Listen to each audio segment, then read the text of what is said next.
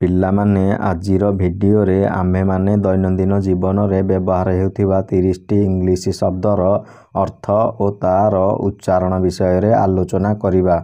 Achieve achieve ମାନେ ହାସଲ କରିବା। ନେକ୍ସଟ ରୋର୍ ରୋର୍ ମାନେ ଗର୍ଜନ।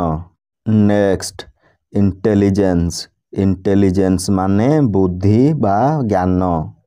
ନେକ୍ସଟ ଷ୍ଟ୍ରଗଲ୍ ଷ୍ଟ୍ରଗଲ୍ ମାନେ ସଂଘର୍ଷ। ନେକ୍ସଟ ମୋଟିଭେସନ୍ ମୋଟିଭେସନ୍ ମାନେ ପ୍ରେରଣା।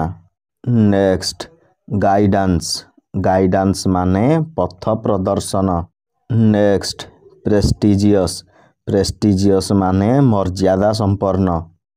ନେକ୍ସଟ ରିଭେଲ୍ ରିଭେଲ୍ ମାନେ ପ୍ରକଟ କରିବା। ନେକ୍ସଟ ଗ୍ରୀମ୍ ଗ୍ରୀମ୍ ମାନେ ବିକଟ।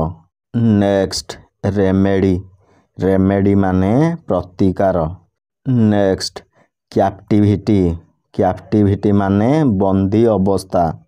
ନେକ୍ସଟ କମ୍ୟୁନିକେଟ୍ କମ୍ୟୁନିକେଟ୍ ମାନେ ପଠାଇବା ବା ଜଣାଇବା। ନେକ୍ସଟ ଇମ୍ପ୍ରୁଭ୍ ଇମ୍ପ୍ରୁଭ୍ ମାନେ ଉନ୍ନତି କରିବା। ନେକ୍ସଟ ଟ୍ରେସ୍ ଟ୍ରେସ୍ ମାନେ ଖୋଜି ପାଇବା। ନେକ୍ସଟ ପ୍ୟାନିକ୍ ପ୍ୟାନିକ୍ ମାନେ ଆତଙ୍କ। ନେକ୍ସଟ କ୍ରିଏଚର୍ କ୍ରିଏଚର୍ ମାନେ ପ୍ରାଣୀ। ନେକ୍ସଟ ଡେଲିସିୟସ୍ ଡେଲିସିୟସ୍ ମାନେ ରୁଚିକର। ନେକ୍ସଟ ଚିଲଡ୍ରେନ୍ ଚିଲଡ୍ରେନ୍ ଅର୍ଥ ପିଲାମାନେ। ନେକ୍ସଟ ଭେଜିଟେବୁଲ୍ ଭେଜିଟେବୁଲ୍ ମାନେ ପନିପରିବା। ନେକ୍ସଟ ହାବିଟାଟ୍ ହାବିଟାଟ୍ ମାନେ ପ୍ରାକୃତିକ ବାସ। ନେକ୍ସଟ ପାସନ୍ ପାସନ୍ ମାନେ ଆବେଗ। ନେକ୍ସଟ କନେକ୍ଟ କନେକ୍ଟ ମାନେ ସଂଯୋଗ ହେବା।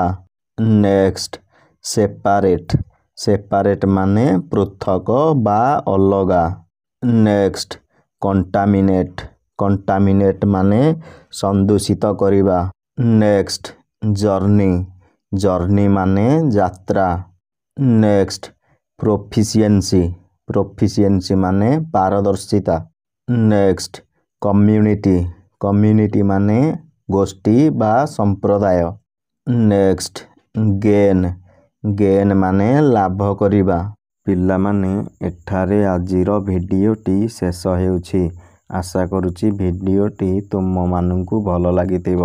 ଏହିଭଳି ଶିକ୍ଷଣୀୟ ଏବଂ ଗୁରୁତ୍ୱପୂର୍ଣ୍ଣ ଭିଡ଼ିଓ ଦେଖିବା ପାଇଁ ଦୟାକରି ଏହି ଚ୍ୟାନେଲକୁ ସବସ୍କ୍ରାଇବ୍ କରନ୍ତୁ।